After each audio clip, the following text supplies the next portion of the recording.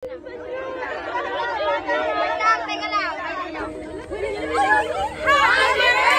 Daisy!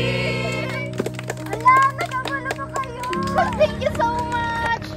O, ayan na si Daisy. Kainin na natin cake. Pwede ba? Magantay ka muna. Magdadasal muna tayo. Okay, dasal muna tayo. The Father, the Son, the Holy Spirit. Amen. Thank you for all the blessings, God.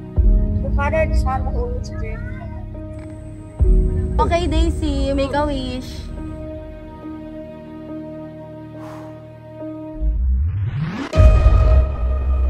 Bakit nga ba nagdadasal?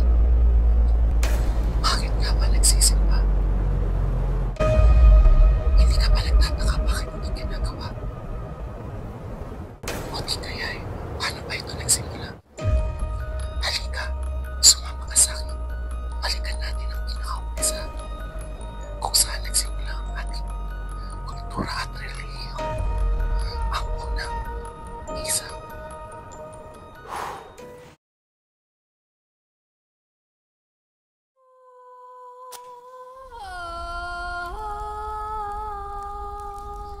Ang relihiyon, ito ang haligi ng ating pagkakaisa, ang ugat ng ating pananampalataya, ang nagbibigay kulay at lakas sa ating pagkakakilanlan bilang isang bansa. Ngunit, natanong mo na ba ang iyong sarili?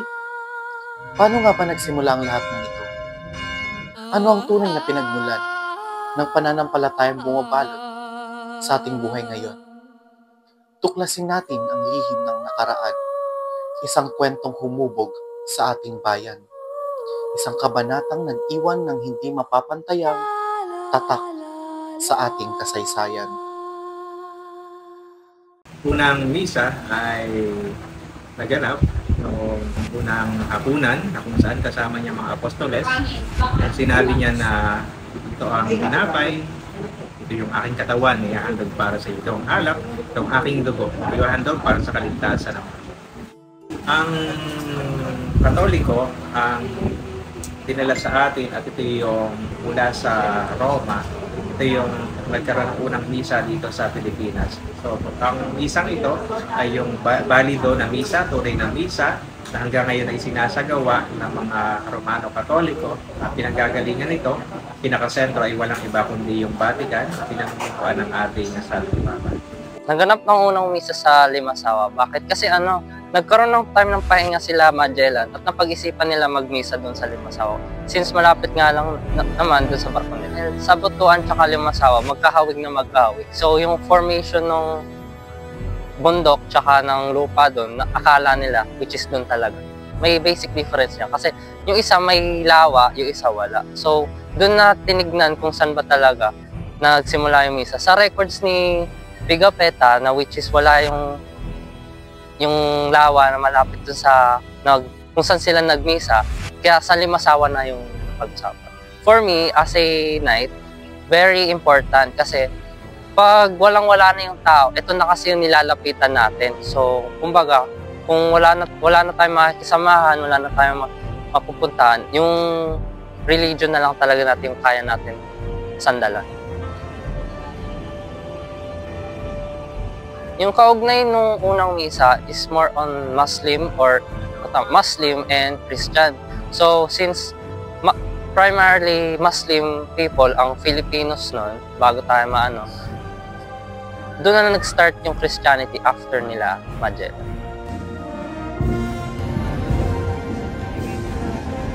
Iba-iba yung beliefs din, tas based doon sa mga taga-Butuan, based daw sa history nila, doon daw talaga nangyari yung first misa. Very contradicting din yung evidences and yung records na meron tayo mga Pilipino. Yung katulad nung kay Antonio Pigafetta na sa Limasawa daw talaga nangyari yung first misa. Pero according naman sa mga taga-Butuan, dun daw talaga nangyari sa kanila. So, kaya may debate pa din. Catholicism or Christianity, ayun talaga yung parang pinunta ni Magellan dito no expedition niya para ma-spread yung Christianity sa ating mga Pinoy. Yung account ni Albo na nagpo-proof na sa Butuan yon is not enough. Actually, may case na nabasa ako or napanood about sa Butuan case na kiniklaim nila na yung first mass happened there, which is hindi napatunayan sa korte. Kaya ayun, same sa court, same sa analyzing ko, hindi talaga nangyari sa Butuan yung first mass. Aside from religion, cultivate yung culture and tradition ng Filipino, and it also become the image of the country. So yung iba na walang religion, they just stay there kung ano yung belief nila. Pero yung may mga religion, it shows how the values and belief na namumutawi sa bawat Filipino. And aside from colonialism na nangyari, it gives us identity na iba pa. And it also saddens me kasi yung culture of true Filipino is nawala through colonialism. Kung pagbabasihan ngayon yung mga history books na meron tayo, ang sinasabi doon, sa Limasawa, nangyari yung unang misa. Nangyari yon noong Marso 31, 1521 if I'm not mistaken. I think the priest who officiated it was Padre Valderrama, who officiated that first mass. Nagkaroon kasi ng debate kung sa Limasawa ba o sa Butuan nangyari yung unang misa. The purpose of that is, nung panahong yon, yung mga tao, merong mga ebidensya silang sinasabi na sa Butuan talaga nangyari yung misa. One proof that they said is that meron silang mga inialay na palay or taniman dun sa mga nag-officiate nung mass. Kaya sinabi nila sa Butuan. Kasi during that time, walang palayan sa Limasawa. So sinasabi nila, paano mangyayaring sa Limasawa nangyayari yung first mass kung nag-alay sila ng mga palayan? That's why doon nanggaling yung thought na sa Butuan nangyari yung unang misa. Religion somehow gives us an idea of how to live our lives. But then, if you're going to ask me personally, what's more important is our relationship with God. Kasi, sabi sa James 1:26, kahit na sabihin mong relihiyoso ka, pero sa buhay mo naman hindi nakikita kung ano yung pinaniniwalaan mo, baliwala yung relihiyon na meron ka. Ang mahalaga, para sa akin, ang mahalaga yung tunay na relasyon sa Panginoon. Catholicism, ang kaugnay sa unang misa dahil ang nag-officiate nun is a priest. During that time, yun talaga yung kumbaga yung religion na ipinapangaral, pinapalaganap ng Spanya dito sa Pilipinas. So, based on that, Catholicism.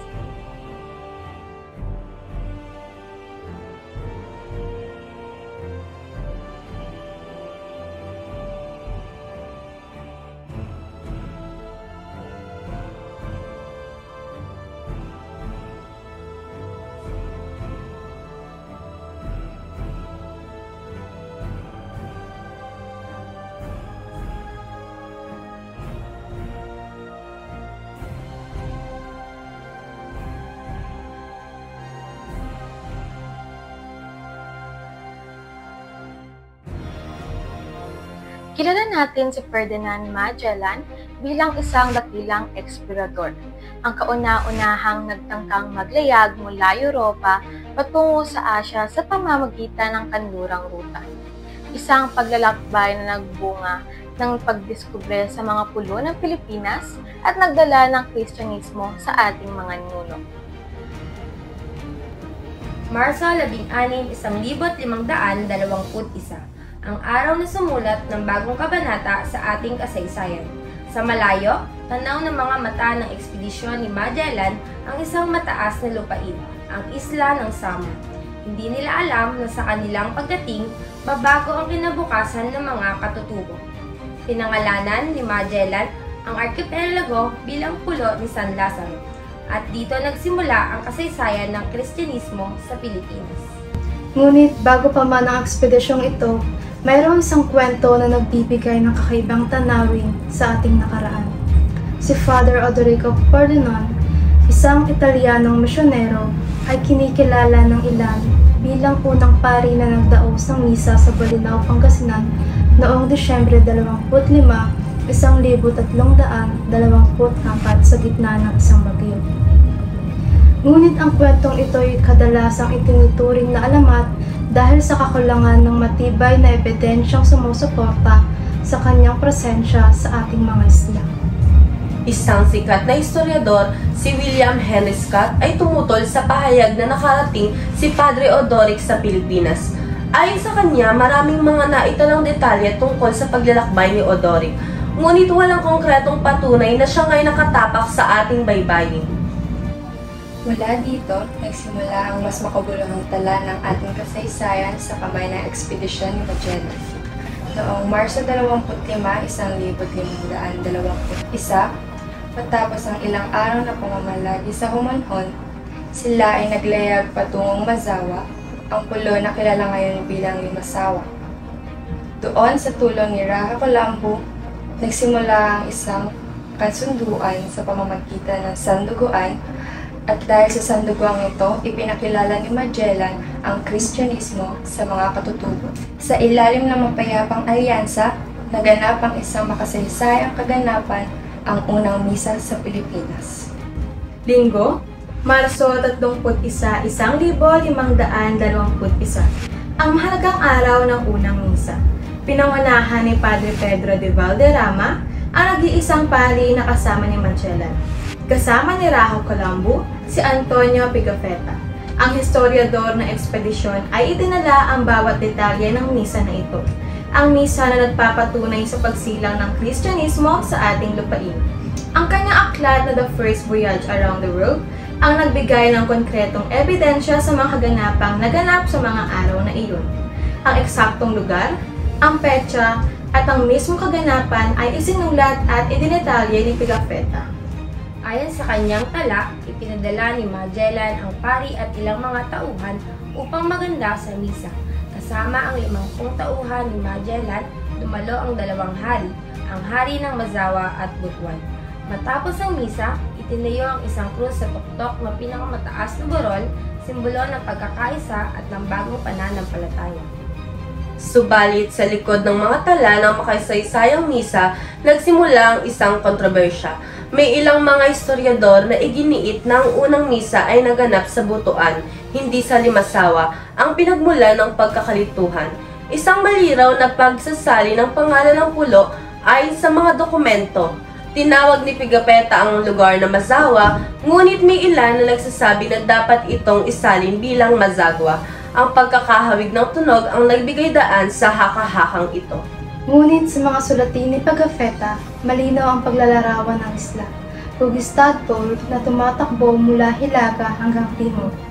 Ang hilagang bahagi ay puro burol na matarik ang dalistis patungo sa dagat.